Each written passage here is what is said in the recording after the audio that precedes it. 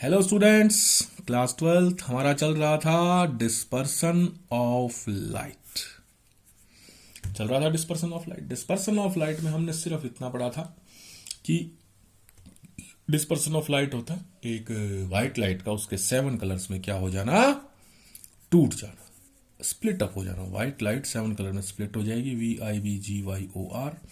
ऐसा क्यों होता है उसका रिलेशन निकाला था हमने। Angle of deviation del is equal to mu minus 1 into में एंगल ए किया था हमने कि क्या होता है हमारे पास हर एक कलर का रिफ्रैक्टिव इंडेक्स अलग होता है, इसलिए हर एक कलर का deviation angle of deviation different होता है। ऐसा होने की वजह से क्या होगा हमारे पास कि हमारा एंगल ऑफ डेविएशन अलग अलग आ जाएगा। एंगल ऑफ डेविएशन अलग अलग आ जाएगा तो क्या हो जाएगा, हर एक कलर का ऊपर नीचे आएगा। सबसे ज्यादा डेविएट कौन होगा, सबसे ज्यादा डेविएट होगा हमारा रेड वॉयलेट, और सबसे कम डेविएट कौन होगा, रेड। ठीक है, अब है ये रिलेशन आया कहां से, किस किस के बीच का relation, angle of deviation, refractive index and angle of prism. ये निकालना है relation between angle of deviation del, angle of prism angle A, and refractive index of prism. ठीक है, ये रिलेशन है हमारा, ये निकालना हमें। चलिए करें। सबसे पहले फिगर बनाते हैं।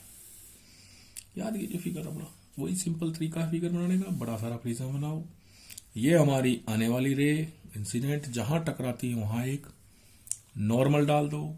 नॉर्मल और इंसिडेंट रे के बीच का एंगल आई। ये हमारी क्या है, ये है μ2, ये है μ1 एयर, फिर वापस μ1 एयर, यानी ये रेयर, ये डेंसर और ये फिर रेयर। तो रेयर टू डेंसर जाएगी, टूवर्ड्स द नॉर्मल मुड़ जाएगी, जहां टकराएगी वहां हम एक और नॉर्मल डाल देंगे। एक और नॉर्मल यहां टकराएगा हमारे पास, ये हो गया N2।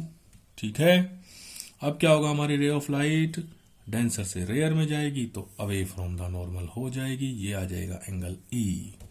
अगर हमारा प्रिज्म नहीं होता तो हमारी रे ऑफ लाइट सीधी जाती, लेकिन प्रिज्म है इस वजह से इस तरफ मुड़ गई, तो ये पीछे किया तो हमारे पास ये आ गया एंगल ऑफ डेविएशन डेल। ठीक है, इसको हमने क्या कह दिया, एंगल ऑफ डेविएशन डेल। ये है हमारा एंगल ऑफ प्रिज्म ए, इसको नाम दे दिया हमने ए एल, क्या नाम दे दिया इसको, एन के, इसको नाम दे दिया हमने एम। ये हमारा एंगल R1, इसको कह दिया R2, और इनको नाम रख दिए थे हमने एंगल 1 एंगल 2। ठीक है, रिलेशन निकाल रहे हैं हम angle deviation del prism and refractive index of prism mu. As light ray incident on face AB, light ray incident होगी फेस AB पर। ठीक है, and μ21 is equal to μ2 by μ1 is equal to 2 है तो साइन I, 1 है तो sign R। अब दोनों एंगल बहुत छोटे हैं तो nearly equal to I by R, equation 1। R पार गुणा कर दिया भाई, ये आ गया μ2R is equal to μ1 I। ठीक है, as μ1 is equal to 1 for air and μ2 is equal to mu for medium. ठीक है, कोई भी मीडियम है हमारे पास, हमें नहीं पता कांच का बना है या किसी और मीडियम का बना है, तो उसके लिए म्यू, एयर के लिए 1 रख दिया हमने। क्लियर है, तो यहां से इक्वेशन क्या आ गई, μ1 की जगह 1 रख देंगे तो ये आ गया I is equal to μ2R। इसको दे दो इक्वेशन नंबर 2। क्लियर है, नाउ फॉर फेस ए, ये ए बी था, AC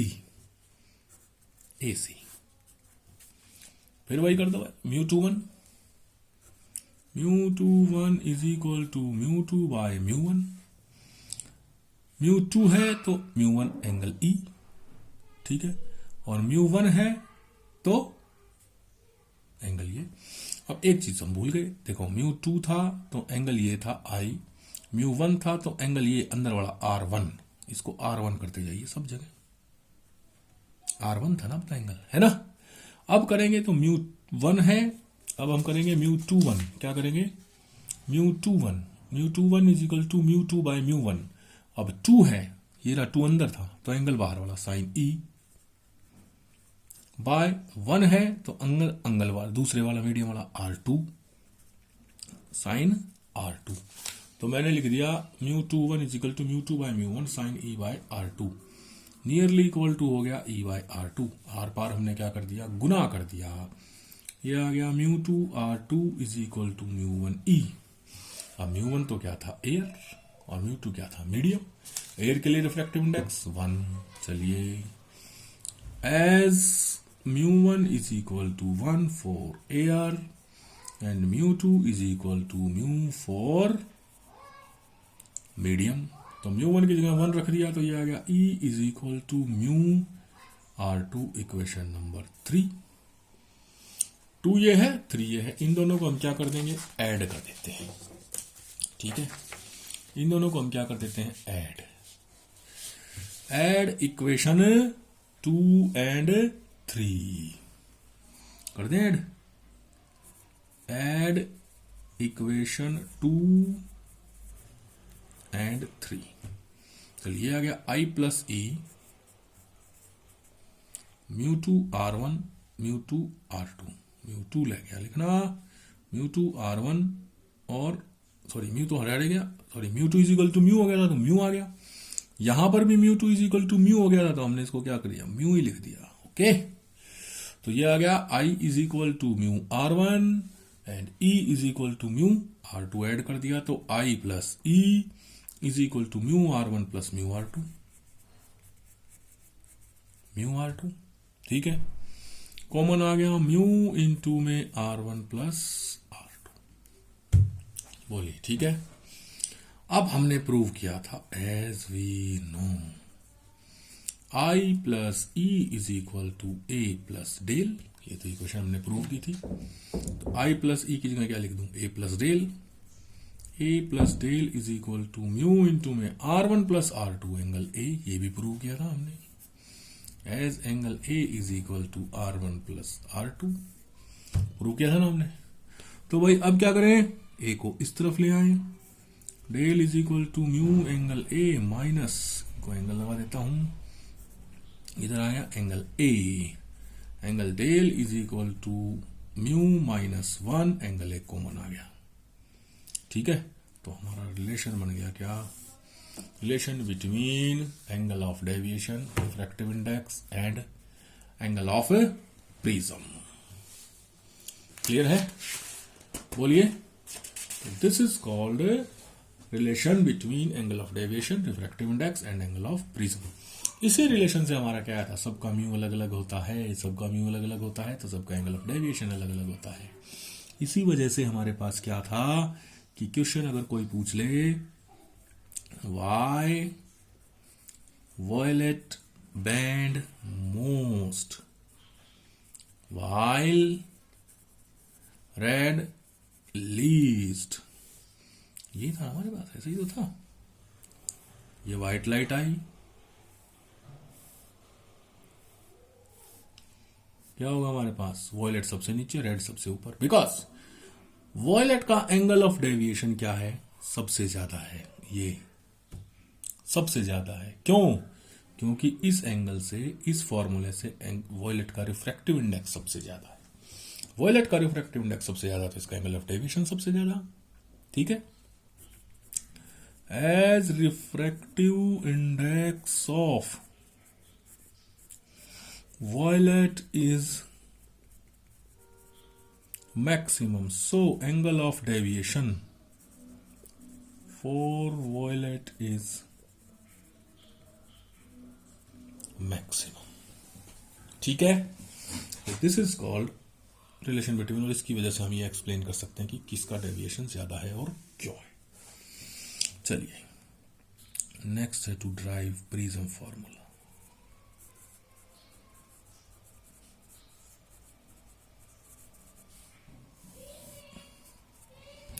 what is prism formula, ये है हमारे पास question. It is a formula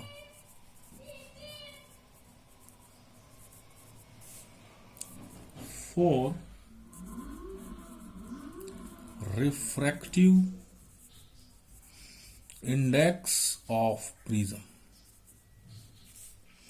अगर हमें किसी प्रिज्म का रिफ्रैक्टिव इंडेक्स निकालना हो, क्या निकालना हो, रिफ्रैक्टिव इंडेक्स, तो उसका जो फॉर्मूला जो निकालेंगे ना हम, वो हमें कौन देगा, प्रिज्म फॉर्मूला देगा। ठीक है, बोलिए। चलिए ये बनाते हैं फिगर। अब इसी फिगर के बेस पे इसको एक्सप्लेन करेंगे हम, ध्यान से देखिएगा। ये हमारा prism A B C angle A, ray of light ये इंसिडेंट हुई, जहां इंसिडेंट हुई वो तेरी नॉर्मल तो थोड़ा दूर चला गया, कोई नहीं, हम इसको टच कर देंगे ऐसे। ठीक है, ये लो, क्लियर। नॉर्मल और एंगल ऑफ इंसिडेंस आ गया इंसिडेंट रे के बीच का एंगल। अब क्या हुआ, ये तो μ1, ये μ2, ये μ1, एंगल चली गई तो मुड़ गई किसकी तरफ, प्रिज्म की तरफ, सॉरी नॉर्मल की तरफ। जहां टकराई वहां हमने एक और नॉर्मल डाल दिया। ठीक है, इसको कह दिया नॉर्मल N2। अब क्या हो गई, अवे फ्रॉम द नॉर्मल चली गई, ये आ गया एंगल E। अभी हम ये समझते हैं, क्लियर है, बोलिए। अब प्रिज्म ना होता तो रे ऑफ लाइट जाती सीधी, लेकिन प्रिज्म होने की वजह से मुड़ गई इस तरफ, तो एंगल ऑफ डेविएशन आ गया डेल्टा। ठीक है, चलिए चलो सॉल्व करते हैं अब इसको। पेज लेते हैं दूसरा, पेज कहाँ गए भाई, पेज एम्प्टी हो गए हैं शायद, खत्म हो गए पेज। चलो ये वाला पेज इसके पीछे मिलेगा कुछ ना कुछ, ये रहा। तो चलिए ये आ गया हमारे पास, ये यहां से स्टार्ट करते हैं, इसको हम करें। नाउ वी नो दैट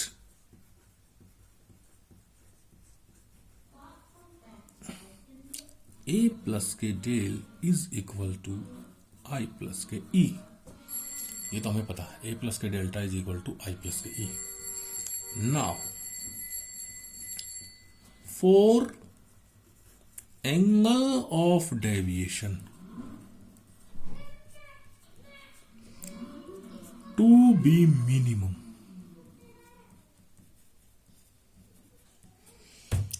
कि भाई ये कोई रे ऑफ लाइट आए, उसके लिए एंगल ऑफ डेविएशन मिनिमम से मिनिमम हो, कम से कम, यानी del should be equal to del minimum. उसके लिए कंडीशन क्या बनेगी, I is equal to E होना चाहिए। आई इज इक्वल टू क्या होना चाहिए, ई।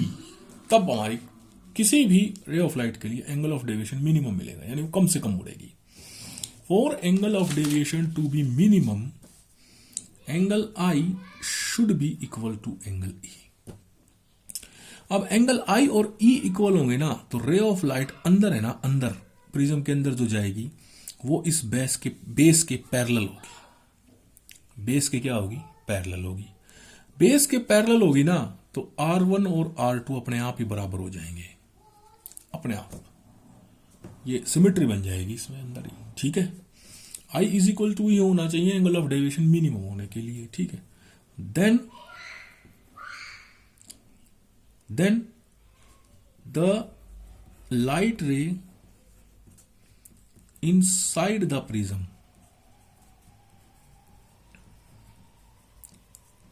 will travel parallel to the inside the prism will travel parallel to the base of prism। ये इनसाइड द ट्रेवल इस बेस के प्रिज्म के पैरेलल हो जाएगी। देन बाय सिमिट्री, सिमिट्री से ही क्या हो जाएगा, angle R1 will be equal to angle R2, दोनों क्या हो जाएंगे, बराबर हो जाएंगे।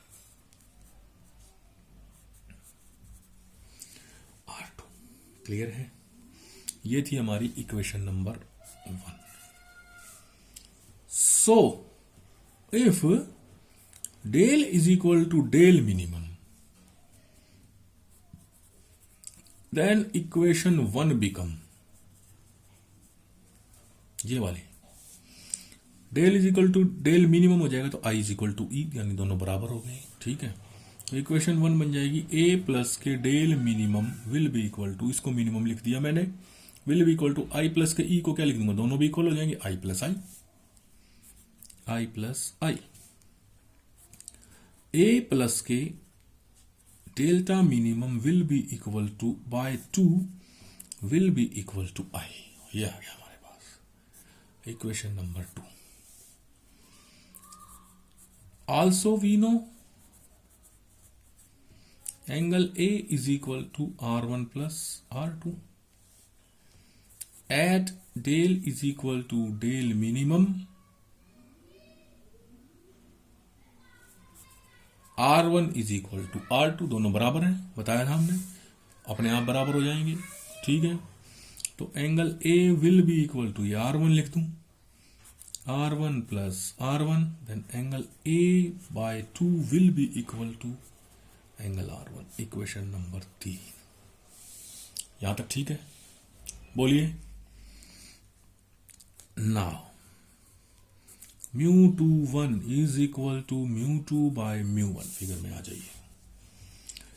μ21 इज इक्वल टू μ2 है तो एंगल I, μ1 है तो angle R1 is equal to sine I by sine R1। μ2 is equal to μ for medium and μ1 is equal to 1 for air, तो mu is equal to sine I, I की value ये रही भाई, A plus के del minimum by 2,